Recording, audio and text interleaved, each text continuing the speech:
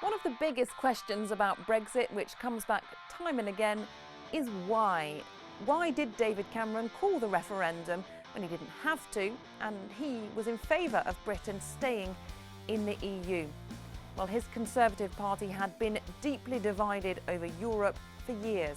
The hardline Eurosceptics of Margaret Thatcher's time hadn't gone away. In fact, they've grown more vocal with the signing of the Maastricht Treaty in 1992. They said it gave way too many powers to Brussels.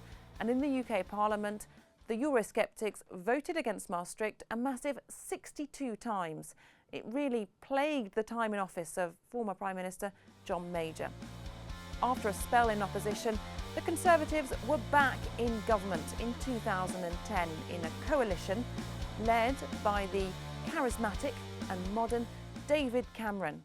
A proper and full coalition between the Conservatives and the Liberal Democrats. But even he couldn't escape the Europe question.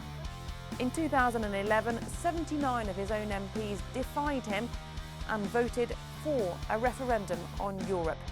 The pressure was growing, all the more so with a Eurosceptic political party on the rise, UKIP, the UK Independence Party. Headline-grabbing, self-styled man of the people, Nigel Farage became their leader in 2006. And focusing on immigration, UKIP started gaining ground in European elections. In 2014, they came out on top with 27% of the vote.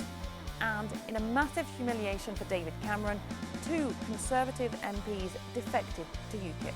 To try and stem the flow, Cameron pledged to hold a referendum on Europe if his party won an absolute majority in the 2015 general election. And yes, we will deliver that in-out referendum on our future in Europe.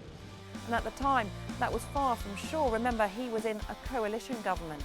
So it was a political bet, which, ironically, David Cameron lost when he won the 2015 election.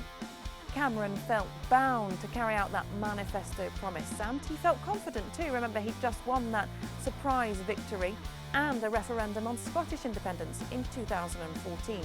But this time, his strategy didn't pay off. Join us next time on Brex-what. We'll be explaining what exactly the Irish backstop is. See you next time.